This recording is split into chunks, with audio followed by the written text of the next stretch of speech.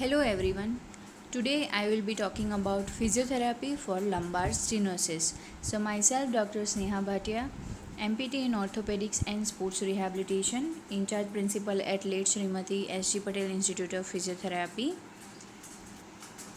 So before I start with my lecture, I would like to request my audience to please subscribe my channel, press the bell icon to get notified for the next video and share this channel with your friends. So lumbar canal stenosis is a cauda equina compression in which the lateral or anterior-posterior diameter of the spinal canal is narrow with or without change in the cross-sectional area. So there is narrowing of the spinal canal. It is defined as narrowing of the spinal canal, nerve root canal or vertebral foramina. So lumbar canal stenosis can cause back pain. So this is the picture showing the stenosis. So as we can see, normal spinal canal is visible in this picture. So at the area of lumbar spine, we can see the red color area, that is the stenosis or the narrowing, and nerve root that is passing through the spinal canal is getting compressed. So because of many factors and various reasons, the spinal canal can go for stenosis. So this is another picture which is showing the spinal canal stenosis. So we can say the pressure, that is the axial load, the load of the HAT. HAT means head, arms and trunk, that is passing through the vertebra bone. So because of the axial pressure also there can be narrowing on the spinal canal. We can see bone spurs and osteophyte formation. So as the person ages and there are degenerative changes can lead to osteophyte formation, which can again cause narrowing of the spinal canal. Disc degeneration or flattening of the disc. So as the person ages, after 30 years of age, the disc goes for degenerative changes. So because of the degenerative changes that are taking place in the disc, there is also chances for developing spinal canal stenosis. Bone spur osteophyte formation, disc degeneration, the pressure, axial pressure, all these are the factors which can lead to spinal canal stenosis, and it can compress the nerve root which are passing through the spinal canal. So these are the different types of stenosis. Various types of spinal canal stenosis are seen in this picture. So picture A is showing the normal canal. Picture B is showing the congenital or developed stenosis. Picture C is showing the degenerative stenosis. Picture D is showing the congenital developmental stenosis with disc herniation. Picture E is showing the degenerative stenosis with disc herniation. Picture F is showing the congenital development stenosis with superimposed degenerative stenosis. So these are the different kind of spinal canal stenosis. So classification of the spinal canal stenosis, it can be generalized or it can be localized.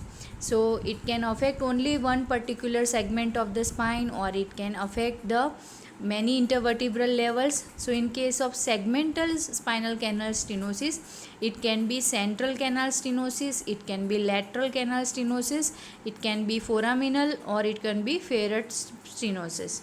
In case of anatomical, it can be seen in the cervical region, which is most commonly seen. Thoracic region also stenosis can take place, but it is rare, and in case of lumbar spinal canal stenosis is most common. Because of pathological reasons also the spine can go for spinal canal stenosis. So congenital stenosis can be seen in case of cases like achondroplasia. Acquired stenosis can be seen in degenerative condition. Combined congenital and degenerative condition can also cause stenosis. Spondylolisthetic changes also can cause acquired stenosis. Spondylitic changes can also cause stenosis, and post-traumatic. If the patient has any history of trauma, then also stenosis can take place. Miscellaneous causes: fluorosis, kyphosis, scoliosis, fracture of the spine. These are the various conditions that can cause spinal canal stenosis. Again, stenosis can also take place because of hypertrophy or posterior bone graft, incomplete treatment of stenotic condition. So these are the various causes which can lead to spinal canal stenosis. Clinical feature, so we can see low back pain, patient will have complaint of low back pain, paresthesia and cramping of lower extremity will be seen. Cauda equina claudication is more common symptom. Pain is exacerbated by standing and walking. So when the patient is in standing and walking, so in that condition the spine is in extension. So in case of spinal canal stenosis, always the pain will be experienced by the patient when they are in extension position of the spine. Paresthesia, hypoesthesia and heaviness in the lower limb can take place. Pain radiates to buttocks and lower extremities. Pain is relieved by forward flexion. So this kind of patient, if we ask them to forward bend, then they will have relief of their pain. Pain is relieved by sitting or lying down and increased by standing or walking. So all the activities which are requiring flexion movement of the spine, those kind of activities will relieve the symptoms of the patient, and the activities which are involving spinal extension movement, this kind of activities will increase or aggravate the pain of the patient.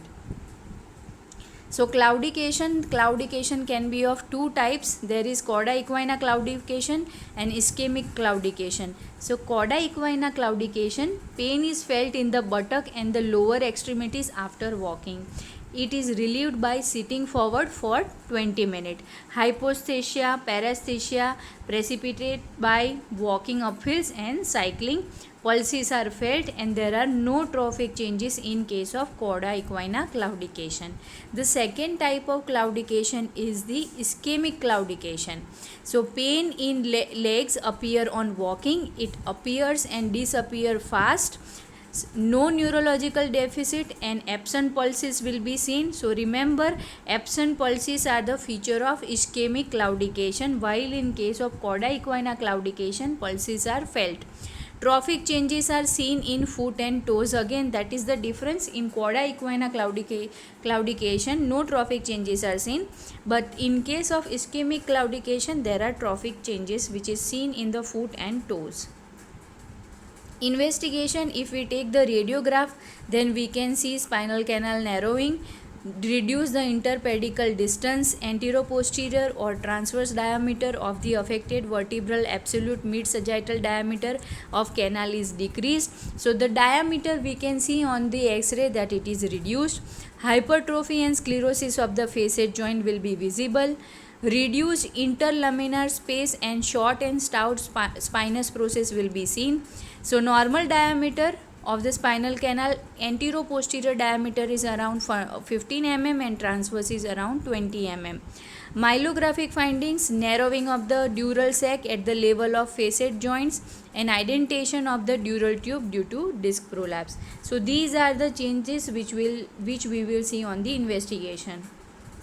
MRI and CT scan, so it helps to diagnose lateral recess stenosis, facet hypertrophy and mid sagittal distance, etc. So we can see this image on the left hand side. We can see the MRI of the normal spine. So sagittal T2 MRI showing the normal lumbar lordosis with the spacious spinal canal. The white portion which we are seeing on this MRI on the left hand side, that is showing the spacious spinal canal, and we can see the spinal cord. On the right hand side of the picture, we are able to see the stenosis.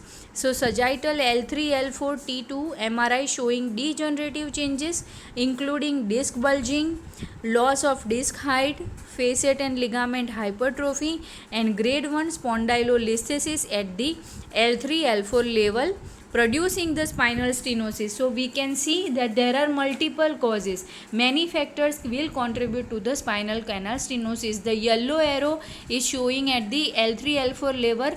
In that we can see there is narrowing of the spinal canal due to variety of factors. So next, again in this image we can see stenosis at the L4 L5 region. On the left hand side we can see the red arrow is shown at the L4 L5 region, which indicates the lumbar canal stenosis. On the right hand side of the picture we can see the superior view that is showing the severe lumbar canal stenosis. So physical examination, on physical examination we will see reduced spinal mobility. Extension is usually more limited than flexion, because in case of spinal canal stenosis patient will feel more pain with the movements which involves the extension movement of the spine. Extension will be usually more limited compared to the flexion movement. Lumbar, paraspinal and gluteal muscle tenderness will be there. Hip and knee slightly flexed and trunk is stooped forward. So what is happening, because these patients are having increased pain during the extension of the spine, they will have stoop posture. They will try to bend their spine forward and try to remain in that posture to reduce and relieve their pain. So we can see the patients who are coming to OPD with lumbar canal stenosis, we can see they will have the stoop posture and their hip, knee and trunk can be little bit flexed.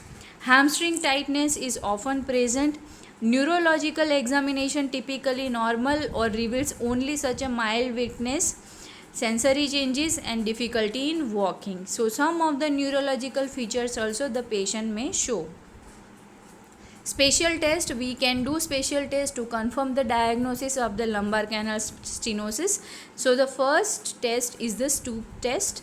So we have to ask the patient to walk. If the pain develops, then again he has to continue to walk and patient assumes a stoop posture, so he can forward bend the spine, so symptoms will disappear.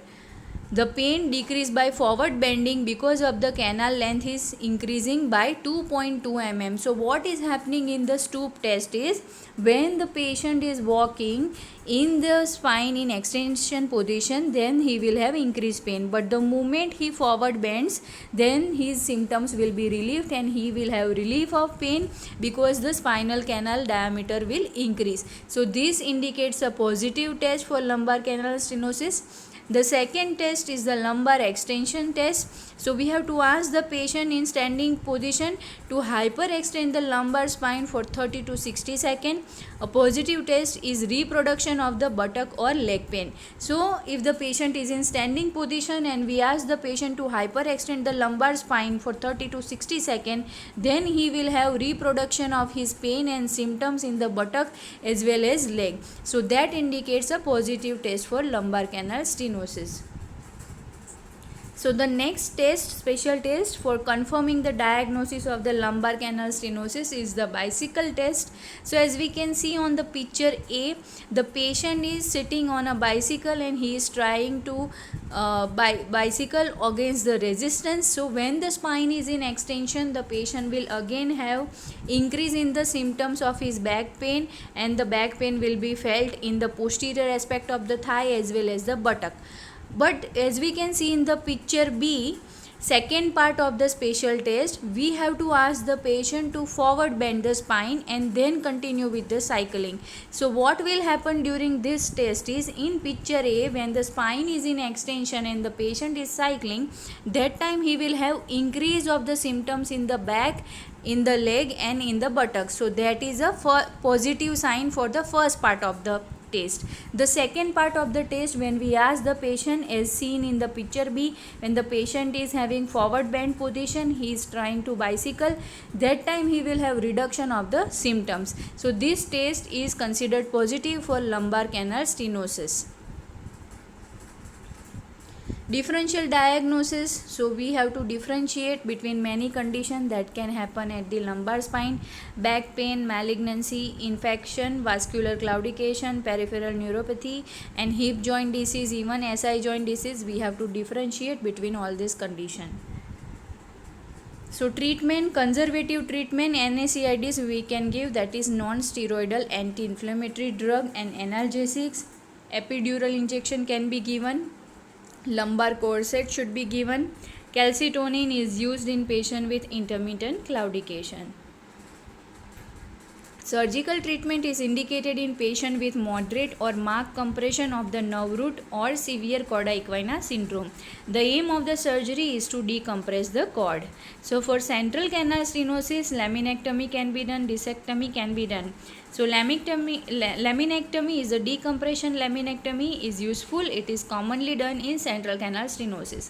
Discectomy and osteotomy of the inferior articular process helps to remove the hypertrophic element.